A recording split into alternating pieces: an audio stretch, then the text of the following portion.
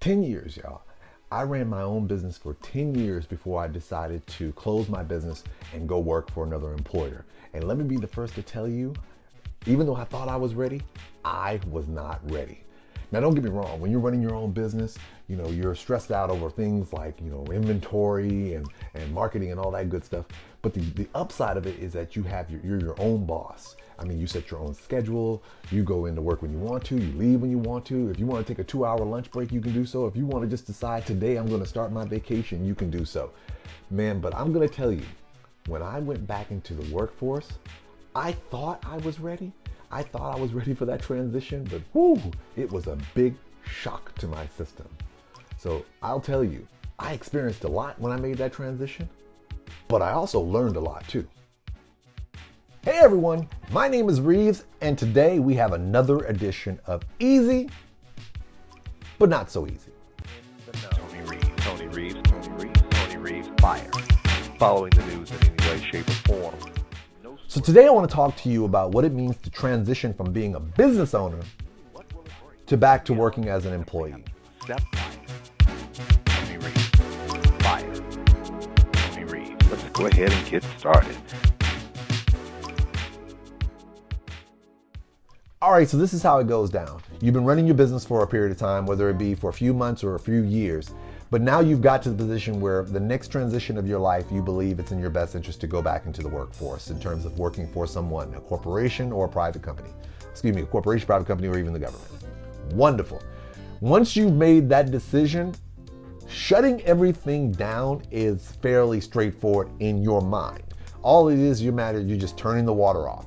You're probably closing your doors. You're letting people know in advance that you're no longer going to be in business. You're referring people to other resources and other places. You are literally letting the appropriate entities know that you are no longer providing the services that you used to provide.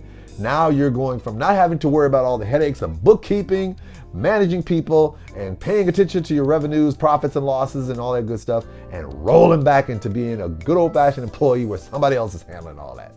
That, my friend, is the easy part. Now, let's talk about the not so easy part.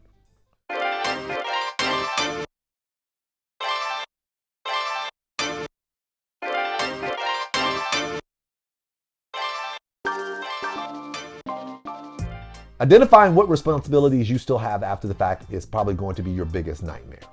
Why do I say that? Because depending on what you're doing, you may have some aspect of your business that you cannot close right out the gate.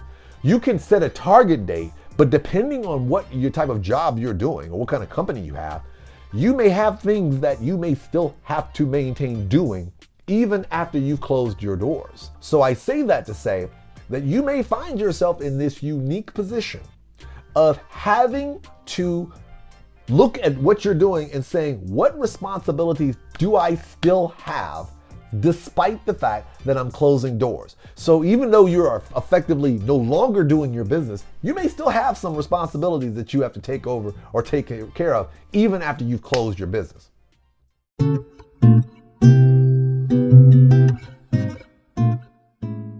You may still have to keep paying for stuff related to your business. So when you're getting ready to look at all of the critical things that you're normally paying for on a day-to-day basis with regards to your company, you're going to have to analyze and say, are there going to be some residual things that pop up that I still need to have some type of financial obligation to, just to make sure I'm protecting myself accordingly? So I say that to say, there may be situations where even though you closed your doors, there may be things you have to keep paying for. So you may want to keep that in the back of your mind because you may be paying for some additional services, not for a long time, but just after the period you close down. So this way, that transition period still continues for a little bit.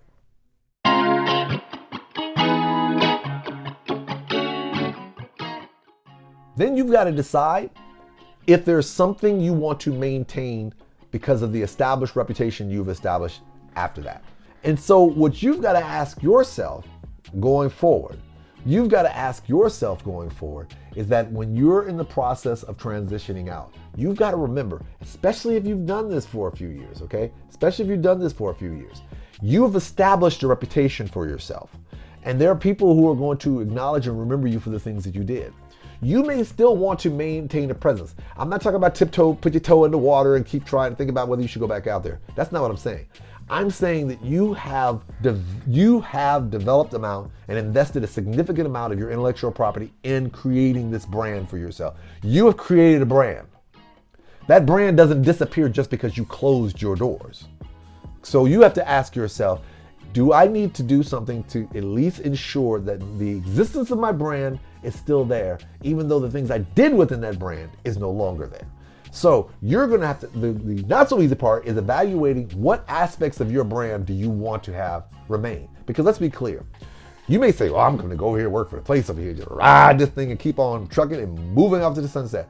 It does not always work that easily, because guess what? You have created a reputation and a brand within communities. They are not gonna forget that. So you may want to let those people know that you may not be doing what you used to do anymore, but you are still present and your brand is still there.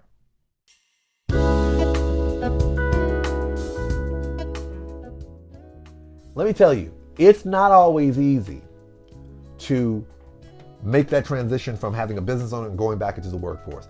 It's just as traumatic as it was quitting your job and opening up your own business and starting your own thing. It can be equally as traumatic as shutting that down and going back out into the workforce. But if you make certain moves, the transition can be easier for you. And more importantly, if you put those things in place, you leave yourself your own personal door. So this way, if you need to transition back out again, you've left yourself an out.